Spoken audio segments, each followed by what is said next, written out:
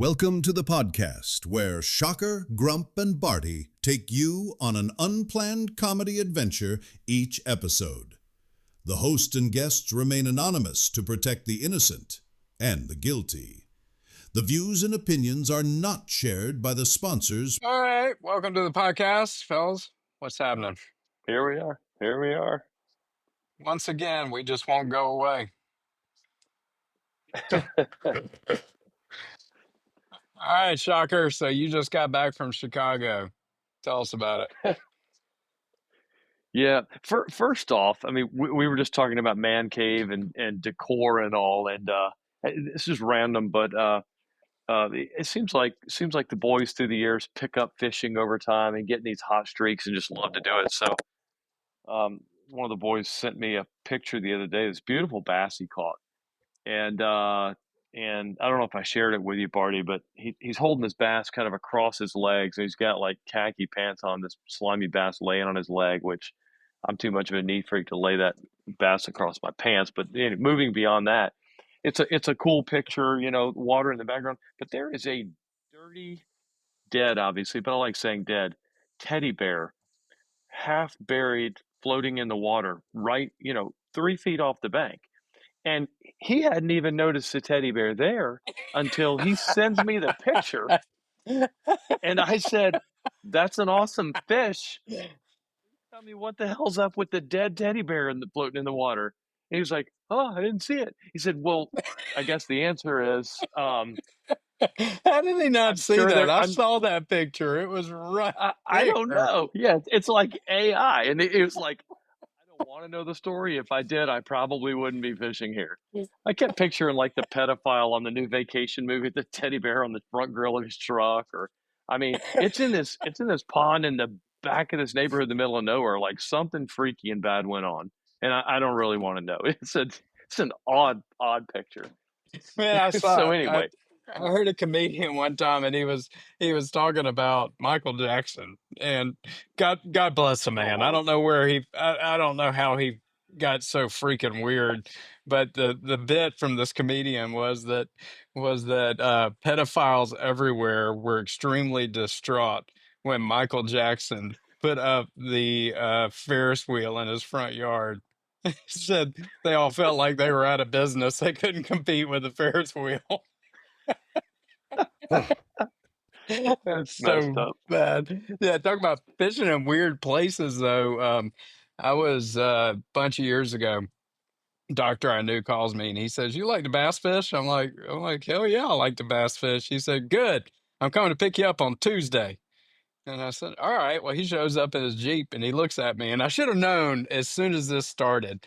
He said, "You got a good tackle?" I said, "Yeah." He said, "You have a fishing license?" I said, "Yeah." He said, "You got a driver's license?" I said, "Yeah." He said, "Why don't you leave that driver's license and fishing license at home?" I was like, "All right." So me being me, I just get in the damn Jeep with a guy and we start riding. And we're somewhere I've never been before. We were probably 30 minutes from home. And we drive through this fence line that has been cut. So we drive in there and we drive another probably 50 yards or so, and I see a no trespassing federal land. And I'm like, where the hell are we? Well, I figure out that he is taking me to fish for bass in a cooling pond at the Savannah River nuclear site.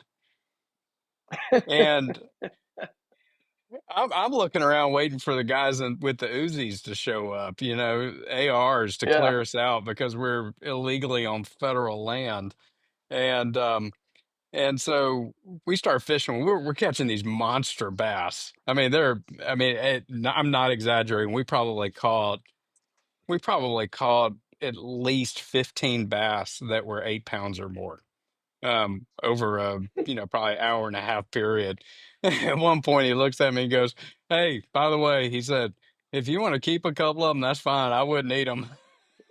Yeah, they've been eating funky stuff. They're gonna be funky. I'm picturing them like peacock bass colored too, right? They come out like a tie dye. No, they just look like largemouth bass. They were fine, but But yeah, they were big ass bass. But anyway, go ahead. So teddy bear, he doesn't even recognize that the teddy bear is laying there like within biting distance of his leg. Doesn't even recognize it. And this is the one that, he'll see a snake before any of us see it. I call him Eagle Eye. So I don't know how he hadn't seen it. I mean, it cracked me up. I'm gonna have to get the picture framed, for him to keep or like put somewhere in our basement just as a conversation piece. Because you see it and see the bass and then just double take it to teddy bear. Like you can't ignore it. It's So freaky. anyway, yeah. All right, and So yes, you keep going. go. Well, tell me about the That was noodling that thing, though. We haven't talked about this yet. noodling. Yeah, So older son, he's a redneck at heart, bless him. he's not at heart. He's really a In redneck. Yeah, I don't know what that means. Yeah, he's a redneck. He doesn't try to disguise it either. He plays some college baseball, and I mean, it's just he just doesn't give a shit. And so he rolls up and just the rattiest t-shirt all the time, flip flop. His baseball coaches just crack up at him because typical baseball players are out there with all the swag, the cool new best Oakley baseball sunglasses and whatever crap they got on. He's rolling up in like these little no rim Costa fishing glasses because he's a pitcher, right? It's not like he's going into second base and needs to look cool in the sunglasses. So the coach is looking at him like, "What the hell are you wearing?" He said, "What does it matter? I'm sitting in the bullpen until you call me, and then I'll leave him hanging down here with my bag, and then I'm going to come in and pitch, and then I'm going to go put him back on." They were no one likes early season baseball, right? And so this was like late February, early March last year, and they've got a traditional, beautiful grass dirt field, which requires a ton of maintenance. So players are having to take care of the mound and all of home plate, especially put the hardening dirt mess in there and tamp it down and all that stuff. Well, it rained a lot and a lot, so they're putting the tarp on, taking it off, on off all this. So one of these really cold days. I mean, it was barely above like the mid 30s, and they're out there rolling the tarp on the field, and he's thinking it's freaking cold, and he's got players out there in like shorts, barefooted, some of them in flip flops, some idiots in socks out there. He's like, I got my duck hunt waders in the truck. I know what I'm doing. So he disappears, across the little gravel lot. He comes rolling back out there in his bottomland camo duck duck hunting waders. He said, "You know what? I was the only warm and happy one. The coaches are all three over there just looking at me, shaking their heads." But anyway, so redneck through and through. He's up in Kentucky. Was up in Kentucky playing some summer ball, and so a buddy of his from college was also playing up there, and he said, "Look, when we get a free Saturday, which was pretty rare, but we get a free."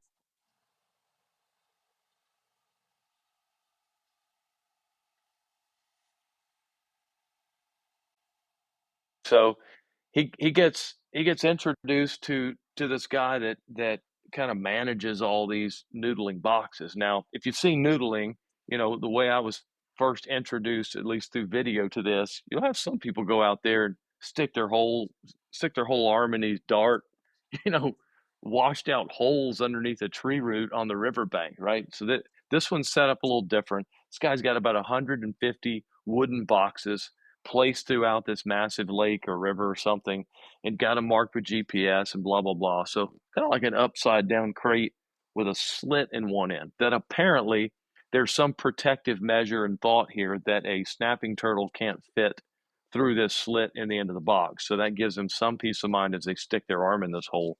So he described this process. My son being new, of course, he's all in. He's going to dive in for the first one. So they pull up to this box.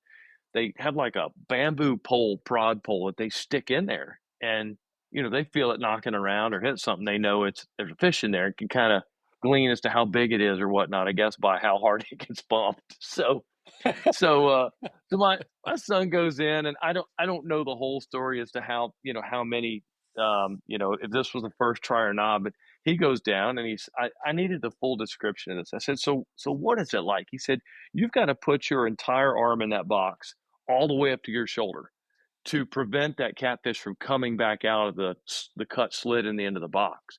And the boxes are anywhere from like in 3 feet of water to 7 or 8 feet of water. So most of the time, he's 6'3". Most of the time, he says you're kind of diving down, 5 feet or so on average, and underwater, sticking your hand up in this box. So he said, all right, we pull up this one. They're like, who wants it? Well, he says, I want it. So it's a pretty good one down there. So he sticks his arm in there. He said, it latches down on your hand. Now I said, all right. And his friend had told him, look, you can put a glove on, but if you put a glove on, you're a pussy. Like, I mean, there's just no way around it. Well, he's not going to wear a glove after that, right? I mean, you really don't have the option, right? He's not bowing down to the glove. So he is Forget the smart fact enough that to. he is a scholarship pitcher in college, that he kind of needs his hands. He does use his mental capacity and say, I'm going left-handed. I'm not going to stick my throwing hand in there. I have to pitch 2 days from now. So he goes in, and I said, well, look, what's this like? I mean, we do some coastal fishing. Those catfish, they will fin you, and it hurts like hell. He said, no, these are blue cat and mud cat and other things. They can't. They're not going to fin you like that. He said, but just if you've ever held a bass, that sandpaper like on your thumb, he said it's tenfold that.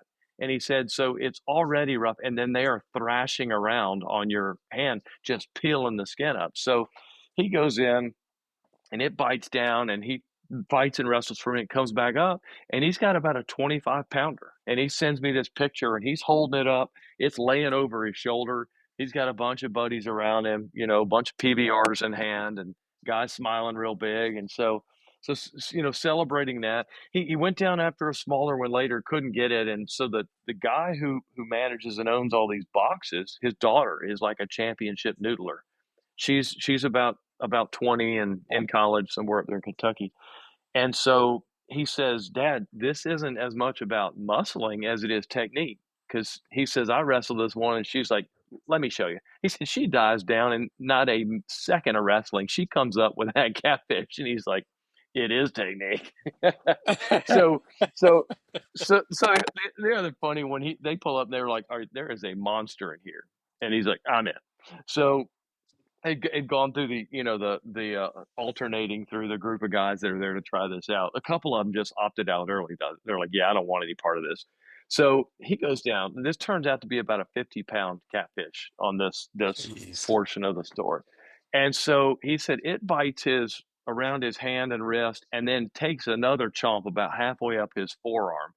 And you're trying to grab the gill and mount anything you can to grab a hold. Well, he grabs a hold. This thing does 2 full rolls. It rolls him like an alligator. He said this one's a good 8 feet down. Rolls him, swirling. He's hanging on. He says, I got to get some air about now. So he comes up, and the crowd's hooping and hollering, cheering, and the guy's like, are you all right? He says, hell yeah. So he goes diving back down, and he says he gets ready to put his arm in there, and that catfish sticks its head out. So he grabs on and throws a punch. Now, if you ever try to throw a punch underwater, I mean, you can do it. You got a little resistance, a little hard. He hits it pretty solid. Well, it pisses this catfish off, and it lets go of his hand and darts by him and hits the redneck standing next to him square in the gut, almost knocked the wind out of him. So it swims off. Sun comes up, everyone is cheering and screaming. So, I mean, they were out there for like 12, 13 hours on the water with a little break in the middle of some wakeboarding and stuff. And so he's telling me and my wife this story at like 11:30 at night. He is still high energy, cloud nine, like he is ready to go again. Like this is a career choice at this point. So I said, I mean, it sounds like a redneck fight underwater. Oh yeah, that's exactly what it is. I said, no wonder you loved it so much. It's not on Jeez, my bucket list. I don't get it. I mean, I just don't understand why I would want to encourage a 50-pound catfish to bite me. I don't know. I got a question on Send me. this because this Come is on, Grump. interesting to me. Why don't you guys catch these fish like all the other fish are caught? Is there some reason why they live in holes and you got to go into these holes and pull them out? I mean, it seems to be a really unique way to catch a fish. Um, no judgment. I'm just saying I'm an offshore guy for the most part. So uh, lake stuff is I don't know a whole lot. So what the heck with this particular fish? What do they eat if they never come out of their holes? Just wait for a crocodile to go by, or what? Never asked one. I feel like there was probably beer involved the first time. Like someone said, "I dare you to stick your hand in that hole, see what you find." Came out with a catfish, and it turned into noodling. I don't know. Like I Yeah, said, it's not on makes my sense. list. Makes sense. I've seen It's got to be videos of in it, and it's crazy. it's got to be in the same category as like eating oysters. I mean, yeah, I mean, who was the first person to eat an oyster and think this was going to be a good idea? It's probably the same generational line of the person that thought, "Hey, I'm going to catch a 50-pound catfish with my hand by getting it to bite me." Yeah.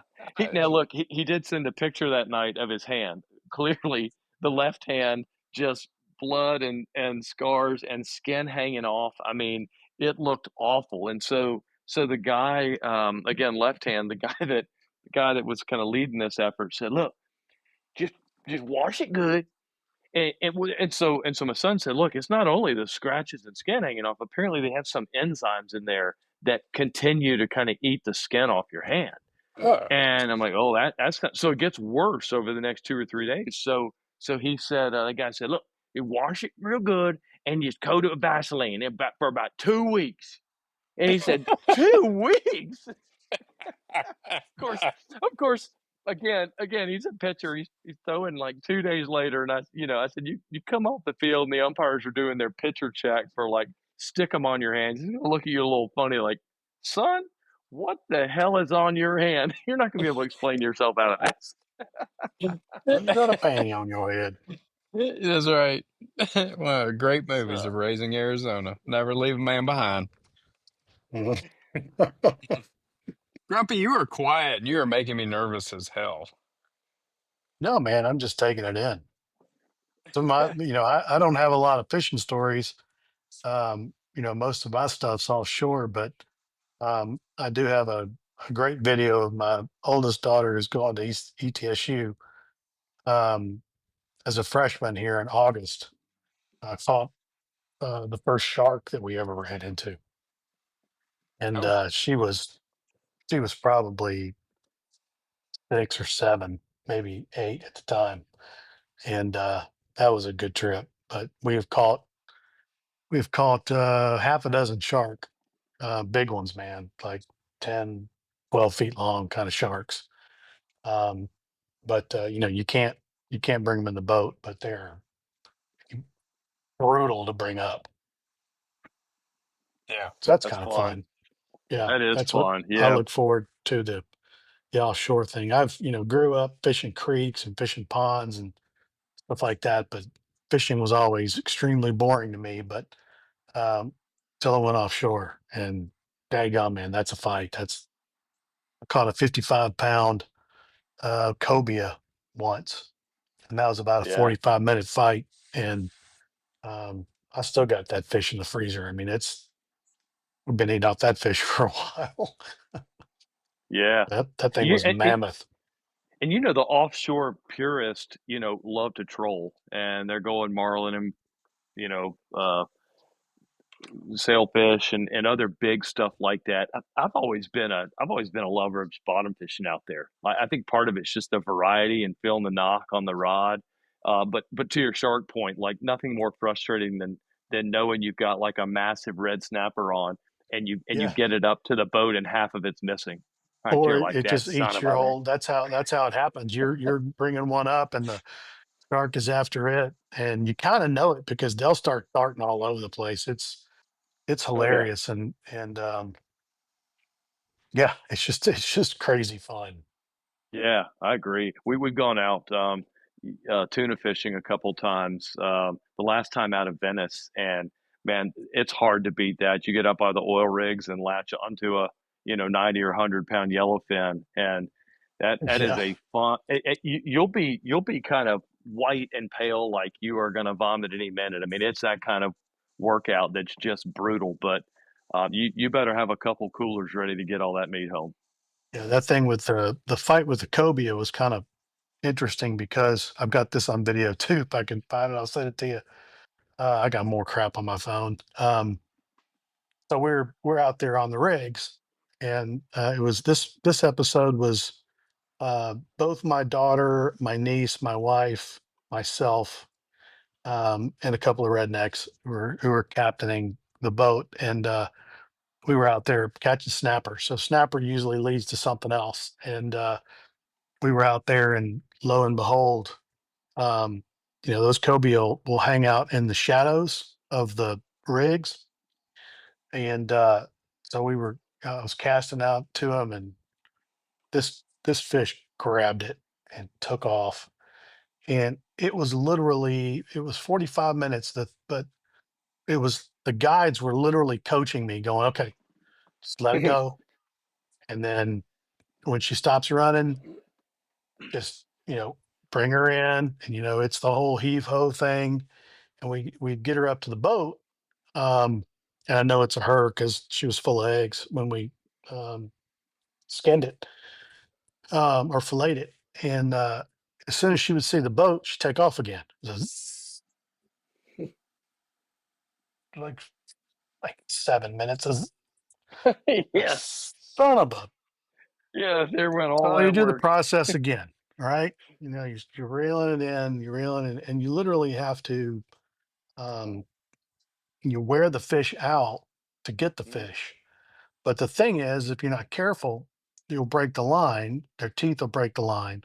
And they're smart enough that if you get them, they'll go around the back of the boat to try to hook off the motor. Now, nobody's ever interviewed them to know that they know to do that, but they're just, they move around, and they fight, they fight. And it was a back and forth. She'd go to the bottom, then I have to bring him all the way back up 3 times. We finally get her wore out enough to get a net under her at the shore. And in the middle of this fight, all the kids are around, and I'm just pulling and pulling and pulling. The captain goes, all right, listen, girls, when we get this fish in the boat, run. I'm like, what? Yeah. The And girl's you're on like, a boat. How far can you run, right? exactly. Where am I going to run to? Right. And he goes, just trust me. Once we get it in the boat, you don't want to be anywhere near it. And so we did. They got in the boat. We took off to the front, and they had it at the back. And he pulls out a baseball bat Yeah.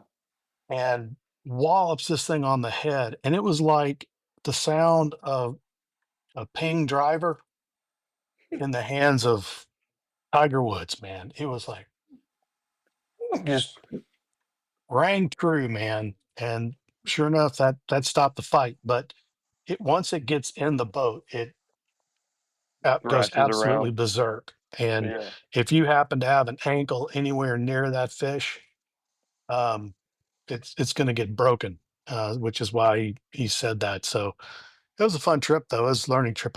We go out every year and just absolutely love it. I look forward to it all year. The girls look forward to it. They kind of grew up doing it, and it's a great time. You're right. Those Wait, cobia so love the shadows. yeah. Go No, ahead. wait. So the captain told the girls to run when the fish got in the boat, and you ran, Grumpy. So The captain did too. Everybody did. I mean, nobody wanted a broken ankle. So yeah, I was running with the captain, and we were kind of pushing each other out of the way because when it came in the boat, I mean, it was holy hell. It went everywhere. But I'll see if I can find that video and send it to you. It's quite funny. But that's the biggest number of fish I've year, ever caught. yeah. Listen to those stories. Number of years ago, we were living in Florida, and we did the crossing with some friends, going from Florida over to the Bahamas.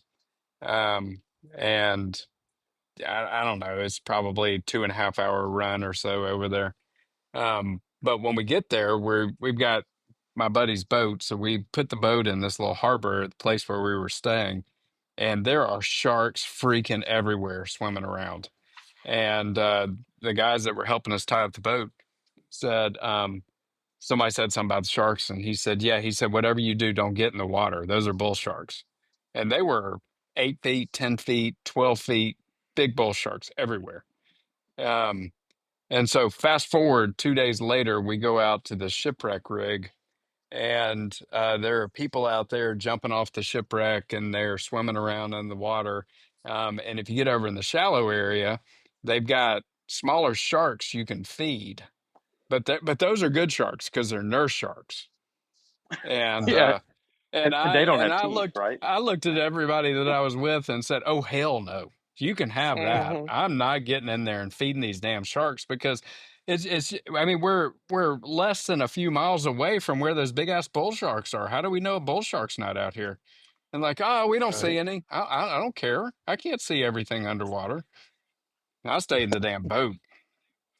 Yeah. Where's the sign up for the swim with the sea turtle excursion again?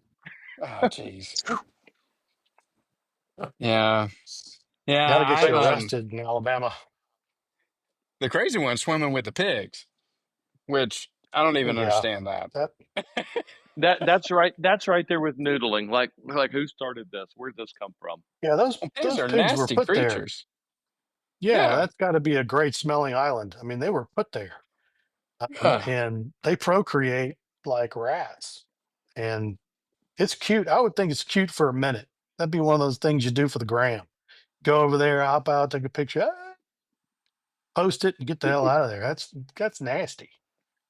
Well, I mean, those things are indiscriminate on where they'll shit. I mean, they don't care. It's like a chicken. A chicken will shit and not even know it did it. It just happens. Hey, that happens to all Hey, of us that eventually, I was about to right? say. You remember my story from last week? Just walking and that little motorboat starts putting. I mean, all the way Ugh. across the kitchen. Yeah, never trust a fart. Never Yeah, trust got to a get that fart. shark kit. Speaking of little motorboat, I feel like the lady in this story today with what happened to me. I feel like she's at that stage in life. I was up in Chicagoland area and traveling back south, and had gotten to the airport. I don't check a bag. I can't stand checking a bag, but this particular time I had golf clubs with me. I know it was one of those really tough outings, and Yeah, so hard work. Hard work. right. So I'm there with my rolling bag backpack, and I am standing by the baggage claim carousel. Now, typical baggage claim carousel, large oval, right, has a little sliding conveyor belt ramp about midway, and bags come crashing down. Glad they're built well. They travel around the oval, right? There's kind of this general unwritten rule that everyone forms a similar racetrack shaped semicircle around with maybe a 4 or 5 foot buffer off it. You might even leave space in between you and the next person where someone behind you might come forward as they see their bag, grab their bag, and move along, right? So these days traveling, there aren't a ton of people checking bags, but there's a fair number. So I'm there. There's another business traveler about 6 feet to my left. This family comes up beside me. They've got a wheelchair assistance airport worker with them, and they appear to be maybe Filipino. I'm not quite sure. They don't speak a lick of English, but to my earlier point, the visual process around this baggage claim and forming the circle should be obvious, in my opinion. They don't understand the process. So they're hollering at the wheelchair agent, trying to tell him that their bag is pink. And you hear a variety of the word pink every now and then. So he confirms, pink.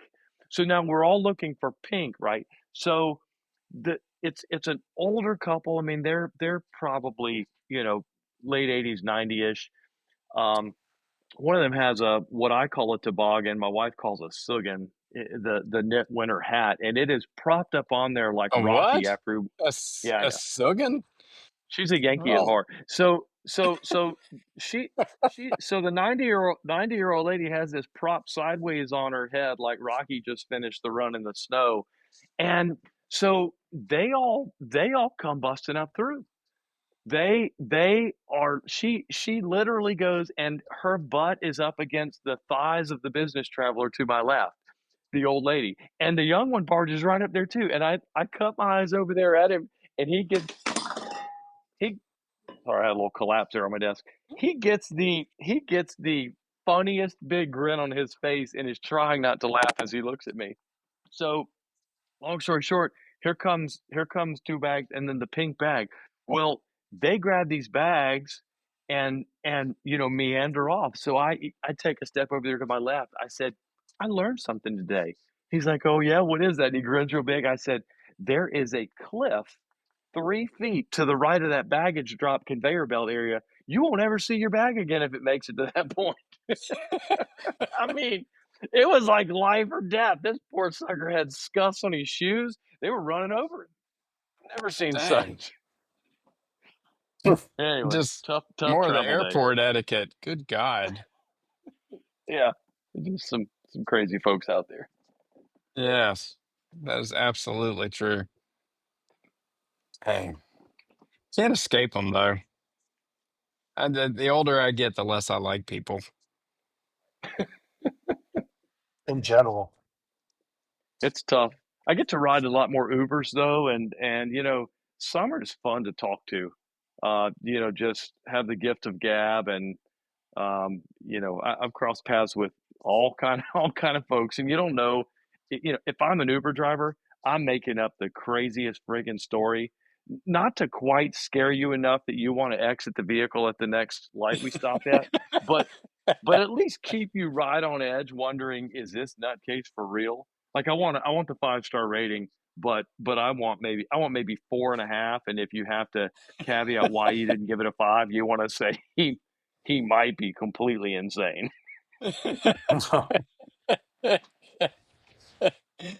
Yeah, that's good point. Yeah, I saw a meme the other day. And it had somebody in our generation, so they're in their 50s. And it said I finally figured out why other people annoy me so much. They're breathing. Yeah. All You know, right, you, boys. you True.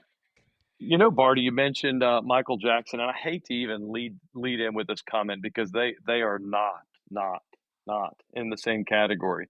But we should have made a dedication of today's episode to Mr. Ozzy Osbourne himself. Oh, Dude, it's been a absolutely. tough year, man. Tough year. We lost Eddie and now Ozzy. Yeah, I mean, this is sobering. I mean, right after his tribute show, what that was less than 2 weeks ago, right? Yeah, I wonder if they didn't know something was up. I don't know.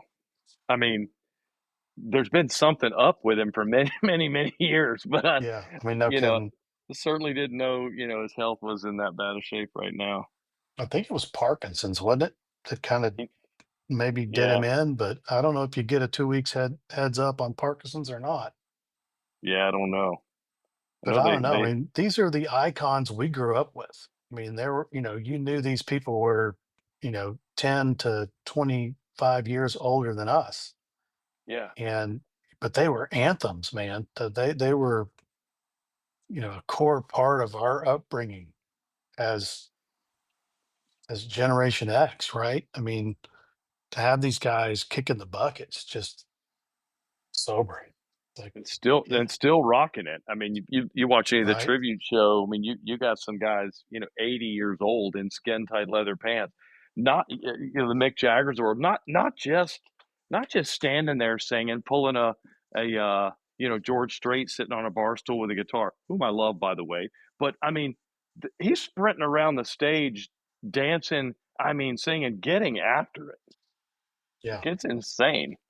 Dude, I saw Yeah. Sammy Hagar um in at the Ryman Auditorium about a year ago. And that guy, he's 77. It's crazy. Okay. This guy rocks it as hard as he did when he was young. And the only funny thing he said about being old was he goes, here's the deal. We don't do an encore because if I sit down, I'm not getting back up, which I thought was hilarious. And then they did 3 more songs and, got kind of did their encore ahead of time and said goodnight. But that dude is unbelievable. That's crazy. The Yeah, a older he couple gets, years the better ago, he gets. yeah, a couple years ago, I had a buddy that called me and said, "Hey, man, I got an extra ticket to George Thorogood." And of course, what immediately went through my head was, "That dude's still alive?" Um, Right. and You talk about I ugly. He was ugly when he was young. Oh, he's still ugly as shit.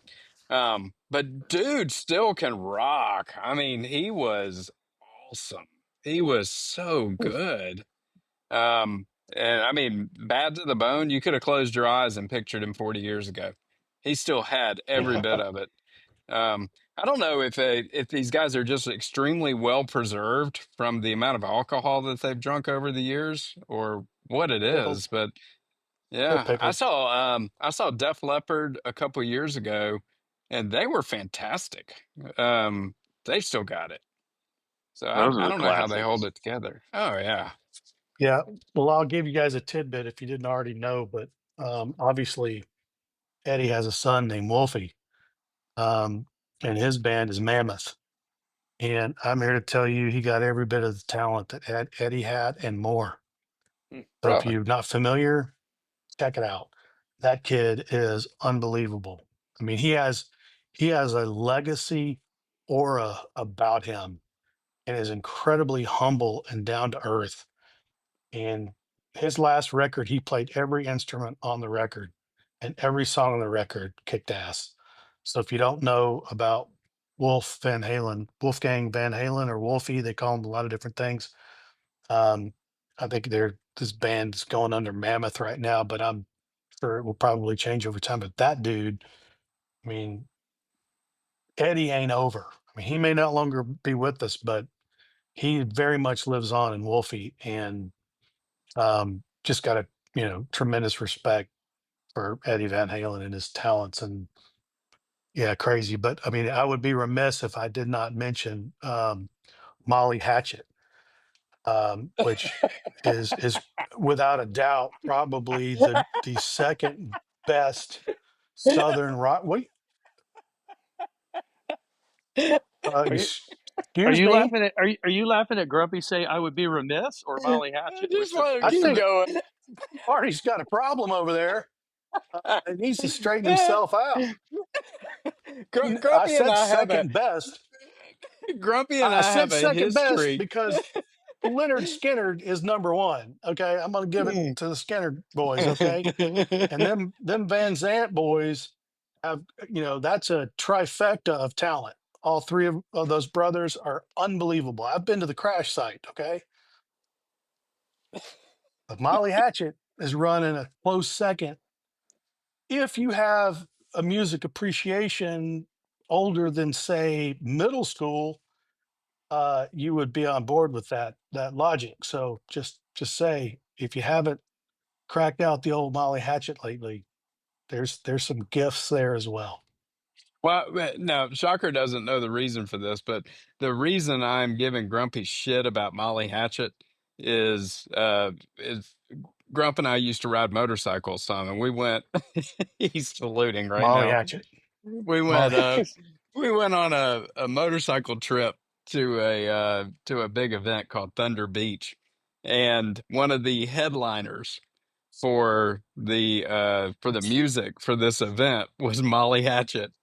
And I have spent the better part of the last 15 years annoying the shit out of Grump by referring to Molly Hatchet as a person.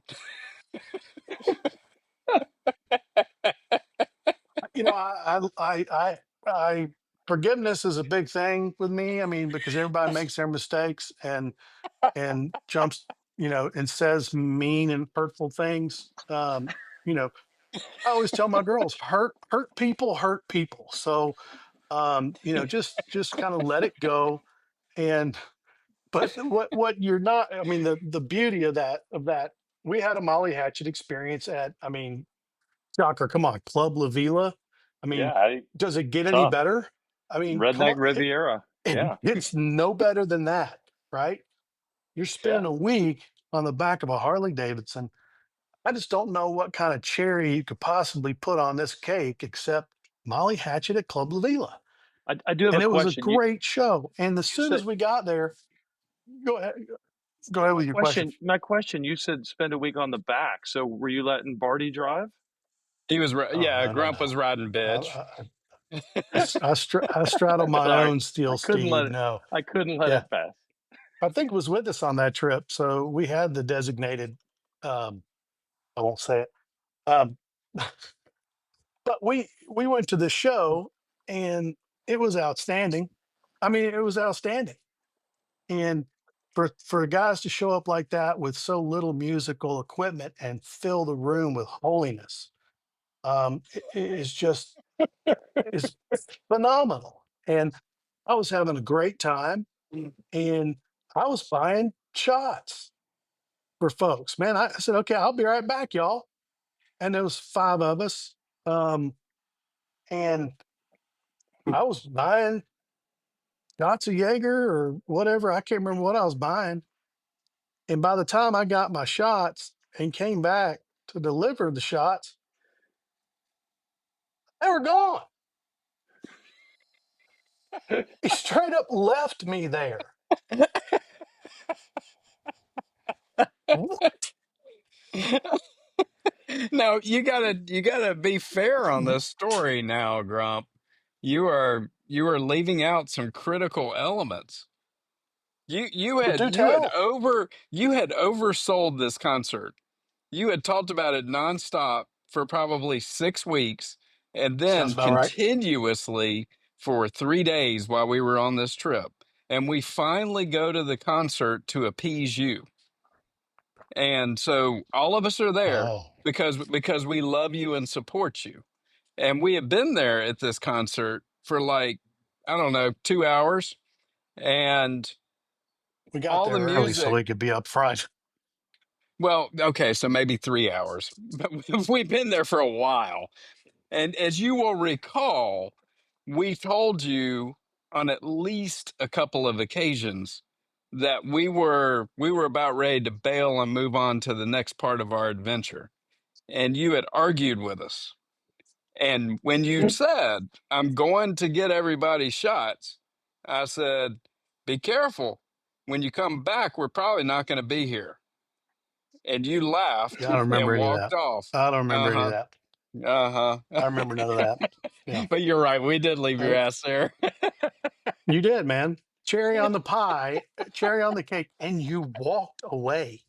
I mean, now I can't believe Tom, you haven't told the story because um, the lead singer that was singing that night was not the original lead singer. I know it wasn't But Molly. it wasn't. Yeah, yeah. Heaven forbid you ever get an opportunity to see an interview with Pink Floyd, right? I mean, Pink is a great guy. He really is. So He's a good he dude. really is. Yeah. I was actually at a car recently overhearing a conversation where they clearly did not understand that Pink Floyd is not a person. But anyway, um, There are but people yeah. So listening do you to this remember? episode going, "What? What are we talking about? Yeah. Molly's not a real What? What do you person. mean? Pink's not a Pink real Floyd's not a person. person? Yeah, Molly's it's not a like learning person? about Santa Claus. Yeah. Well, it's like learning about Santa Claus. That's exactly right. So if you recall, it was the lead singer. This is where the disrespect blows my mind, right? The the the lead singer's birthday was that day. Do you remember this? Yes, I And they do. they they they, they roll out a birthday cake in the middle of the show and everybody sings happy birthday. I mean, that's second to, the second coming of Christ, and you guys left. Just left. No, we were there for the birthday Unbelievable. singing. I remember that clearly. I don't remember what birthday it was, but I want to say it was like his 68th birthday. It was It was something up like there. that. Yeah, it really was. It wasn't It was like way up there. it wasn't like it was his 48th birthday, okay? I mean, No, no. Yeah, somebody and- was leaving in a wheelchair, and that was yeah, in that show. yeah. So yeah, no, it's We were absolutely helping the average age of the crowd. yep. No, no, no. Yeah, but that crowd, dude, that whole motorcycle rally is just so packed full of people watching unbelievable stuff. It's great.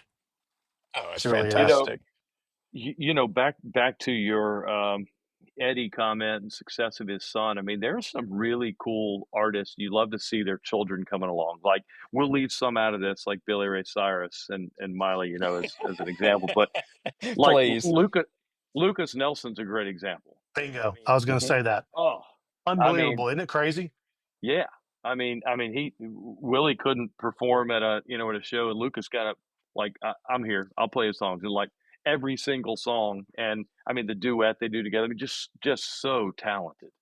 Yeah, Yeah. that's So another cool. one that there's another one that blew my mind recently, and I cannot remember who it was for the life of me at the moment. But quick quiz to you guys: is Lynyrd Skynyrd a person? Yes or no? Is it a trick question? Is Lynyrd Skynyrd a person? That's what I want to know. We can't go Yes or down no? this path. We can't go down this path. I'm scared. I'm testing your southernness now. Alabama boy. Yes or no? Is Lynyrd Skynyrd a person? Yes or no? Yep. His I feel brother's like he's Pink got to be Floyd. somewhere. Just throw it out there because I'm gonna school y'all. I can't believe Yes, this. yes. Leonard Skinner is a person. Yep. He was the gym teacher at the high school that Ronnie Van Zant attended with Rossington and a couple of the other original members. Yep. His name was Leonard. He pronounced it a little differently in his role as a coach at the high school, but it came out Lynyrd Skynyrd. No, it was Lynyrd Skynyrd, but they changed the spelling of the name. So if you look Yeah. at the spelling of Lynyrd Skynyrd, it's weird. So they changed it so there wasn't a complete, but yeah. And I Lynyrd mean, Skynyrd was one of the Ronnie and Leonard did not get along. And Ronnie had long hair and Leonard didn't like it. He was always harassing Ronnie about it, and Ronnie refused to cut his hair. And I don't even think Ronnie finished high school, maybe because of that. But yeah, he was ready to go on to his calling because he was a lyrical and musical genius. And yeah, now I need to Right know there. if gym teacher Skynyrd got any royalties out of this. yeah, probably not. I would say I think he got his appropriate finger for being a dick in the 70s. So there you go. Here's your They royalty changed the right here. spelling Let of his me help name, you out with so that it's okay. royalty. Yeah. Well, they changed the spelling of the name, so the royalty thing's out the window. Yeah, sorry. Yeah. Not trademarked. Skynyrd just didn't have the same ring. True. Well, nobody in But you Alabama can can say still, Skynyrd. yeah, or spell it for that matter. Keep in mind you can still get solid Molly Hatchet merchandise on the internet. I've got t-shirts, sweatshirts, hoodies, Yeah, website Long beverage cups, mollyisaperson.com. keychains. I mean, it's good stuff. Long live Molly. Right in the All heart on and that one. soul of my southern ass, right here. God bless Molly Hatchet. He's lit another candle in there. I know it. I know it. Jeez. All right, boys. Have a good one, man. Good to See talk y'all. to you all. See you later Bye. on. You have survived another episode with Shocker, Grump, and Barty. Tell your friends. Or don't. We don't care.